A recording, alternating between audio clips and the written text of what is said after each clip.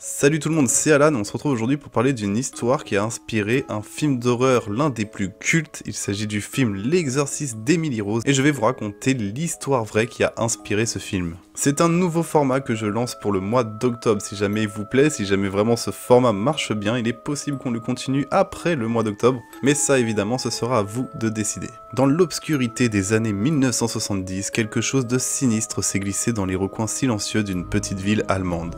Une jeune femme nommée Anneliese Michel a été prise dans un tourbillon terrifiant, un cauchemar qui a hanté chaque instant de sa vie. Cette histoire, celle de l'exorcisme d'Emily Rose, est bien plus qu'une simple légende. C'est une descente aux enfers, un conflit entre la foi et la raison, entre le surnaturel et la science. Bienvenue dans le monde mystérieux d'Anneliese Michel, où la frontière entre la réalité et l'au-delà s'estompe, et où chaque cri dans l'ombre peut être un appel de l'autre côté. Avant de plonger dans cette histoire sombre et troublante, n'oubliez pas de vous abonner à notre chaîne pour ne rien manquer des enquêtes les plus énigmatiques et des mystères les plus captivants du monde du cinéma et pas que. Appuyez sur le bouton d'abonnement, activez les notifications et likez la vidéo. Rejoignez-nous dans notre enquête pour découvrir la vérité derrière des phénomènes inexpliqués. Alors préparez-vous à un voyage au-delà du voile de l'ordinaire, ce que vous allez découvrir pourrait bien défier toutes vos croyances. Dans le paisible village de Klingenberg, au cœur de l'Allemagne, une étoile brillait d'un éclat spécial. Anneliese Michel, une jeune fille au sourire éclatant et aux yeux remplis de rêves, incarnait l'innocence au sein de cette petite communauté. Fille d'une famille pieuse, elle grandissait dans l'ombre des églises centenaires, où les chants des louanges résonnaient dans les airs comme une mélodie apaisante. Anneliese était bien plus qu'une simple jeune fille. Elle était intelligente, compatissante et profondément dévouée à sa foi. Elle était le rayon de lumière qui dissipait l'obscurité autour d'elle, illuminant la vie de ceux qu'elle rencontrait de son sourire chaleureux et de son esprit vif. Mais même les étoiles les plus lumineuses peuvent être éclipsées par l'ombre. À l'aube de l'adolescence, un nuage sombre commença à obscurcir l'éclat de sa jeunesse. Des épisodes d'épilepsie forte la tourmentaient, laissant derrière eux des moments de confusion et de désespoir. Les médecins luttaient pour comprendre, cherchant des réponses dans les méandres complexes du cerveau humain, mais ce qu'ils ne savaient pas, c'est que quelque chose de bien plus sinistre couvait au plus profond d'Anneliese. Il faut savoir que la maladie d'Anneliese était un mystère pour la science, mais pour elle et sa famille, c'était bien plus que cela. C'était le début d'une épreuve terrifiante, une descente aux enfers qu'ils n'auraient jamais pu imaginer. Alors que les médecins cherchaient des réponses dans les médicaments et les diagnostics, une présence obscure commençait à se manifester, ébranlant le fondement même de leur réalité. Au cœur de cette ombre qui enveloppait Anneliese Michel, il y avait un éclat de lumière, une lueur d'espoir dans l'inconnu. Profondément croyante et convaincue que son affliction était l'œuvre d'entités maléfiques, Anneliese se tourna vers la foi pour trouver des réponses. Dans les couloirs silencieux de l'église, elle cherchait désespérément une délivrance, une rédemption qui pourrait libérer son âme tourmentée. Guidée par sa foi inébranlable, Anneliese se rapprocha du père Ernest Holt, un prêtre courageux prêt à plonger dans l'abîme du surnaturel. Ensemble, ils entreprirent un voyage au-delà des limites de la réalité, un voyage qui allait défier les conventions de la foi et de la science, révélant ainsi un monde où l'obscurité et la lumière se mêlent dans une danse macabre. Pendant pas moins de 67 séances d'exorcisme tendues et intenses, les murs de l'église résonnaient des cris d'Anneliese. Des voix étranges semblaient s'échapper de sa bouche, les enregistrements, les preuves de ce combat entre le divin et le démoniaque révèlent une horreur indicible. Des voix gutturales émanaient d'Anneliese, murmurant des prophéties sombres et lançant des défis aux prêtres courageux qui osaient défier l'entité. Il faut savoir que vous pouvez retrouver les enregistrements réels de l'exorcisme d'Anneliese dans la version DVD de l'exorcisme d'Emily Rose. Ces enregistrements sont également trouvables sur internet, je vous laisse aller checker si ça vous intéresse. Mais je vous préviens, ça fait froid dans le dos. Dans cette quête spirituelle désespérée, Anneliese et le père Holt ont plongé au plus profond de l'âme humaine, explorant les recoins inexplorés de la foi et de la peur. Mais alors que les séances d'exorcisme se poursuivaient, une question brûlante persistait. Anneliese était-elle vraiment possédée, ou était quelque chose de bien plus sinistre et complexe? Dans cette chambre chargée d'encens et de pierres, Anneliese Michel, une âme vulnérable en proie à l'obscurité, se trouvait au cœur d'une bataille épique. Chaque séance d'exorcisme était bien plus qu'un simple rituel, c'était un affrontement titanesque où l'innocence de cette jeune fille était plus que mise à l'épreuve. Les séances d'exorcisme étaient des épreuves d'endurance, des rituels qui s'étendaient sur des heures. Les prêtres récitaient d'anciennes prières cherchant à repousser les entités sombres qui avaient élu domicile en Anneliese. Chaque mot sacré prononcé était un cri de défi contre l'invisible, une tentative courageuse de ramener la lumière là où régnait l'ombre.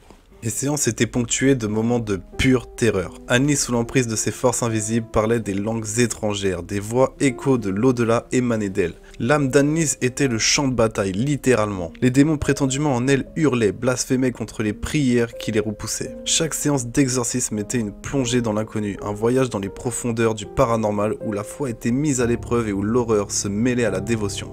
Pour beaucoup de croyants à cette époque, les séances d'exorcisme d'Annelise Michel étaient bien plus qu'une simple lutte contre l'obscurité. Elles étaient un testament poignant à la résilience humaine, à la croyance inébranlable dans le divin, même au cœur de l'horreur. Mais chaque séance laissait derrière elle des questions troublantes. Qui était vraiment Annelise en cet instant? Et quelle était la véritable nature des forces qui la tourmentaient? Le 1er juillet 1976, le monde perdit un rayon de lumière dans l'obscurité. Annelise Michel, la jeune femme dont l'histoire avait captivé le monde, succomba à l'emprise de l'horreur. Les séances d'exorcisme, loin de la délivrance espérée, avaient mené à une issue tragique, lançant Annelise dans les bras de la mort. La chambre qui avait été le théâtre de tant de luttes spirituelles était désormais le sanctuaire de son dernier souffle. Annelise, épuisée par les exorcismes, la faim et la soif, avait cédé à l'obscurité qui la tourmentait. Son corps jadis vibrant d'énergie gisait là, marqué par les ravages de la possession et de l'agonie. Faut savoir que dans le film L'exorcisme d'Emily Rose, on assiste justement au procès contre le prêtre ainsi que les parents d'Emily Rose dans le film. Un procès qui a également eu lieu dans la réalité, car Annelise est-elle bien morte de l'entité qui l'habitait, ou est-ce plutôt les pratiques pour essayer de la délivrer qui l'ont tuée? La nouvelle de la mort d'Annelise Michel se répandit comme un éclat sombre, jetant une ombre sur la petite ville de Klingenberg.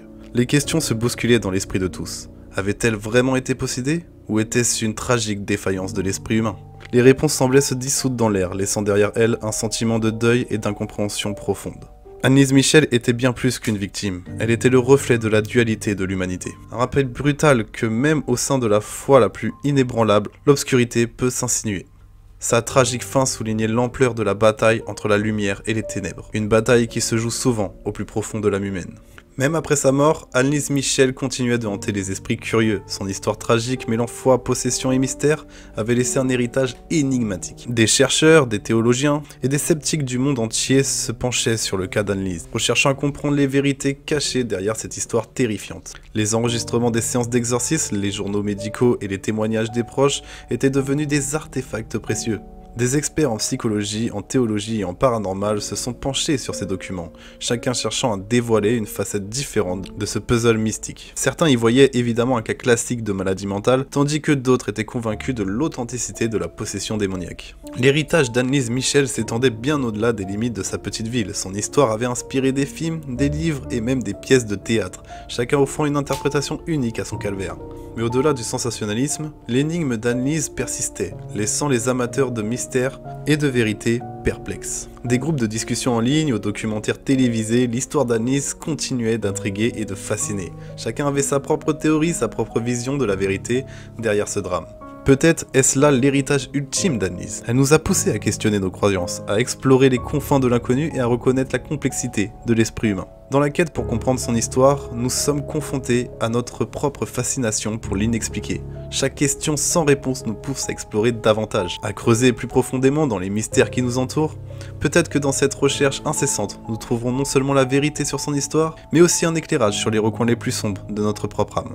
Alors voilà, chers spectateurs, nous avons plongé ensemble dans l'énigmatique et fascinante histoire d'Annelise Michel, celle qui a inspiré le film L'exorcisme d'Emily Rose. Une histoire qui a capturé nos esprits, nous poussant à réfléchir, à nous questionner et à explorer les recoins les plus sombres de l'humanité. Mais n'oublions pas que même au milieu des mystères et des frissons, il y a toujours un moment pour se détendre, respirer profondément et apprécier la beauté du monde qui nous entoure.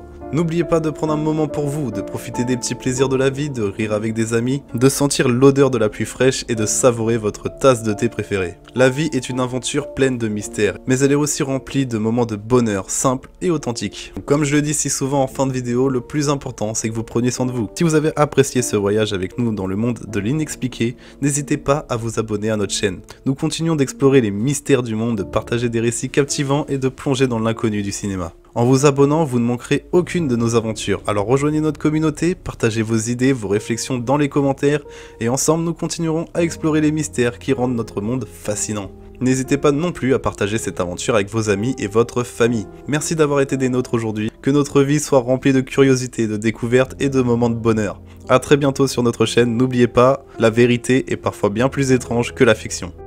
À la vôtre, ciao.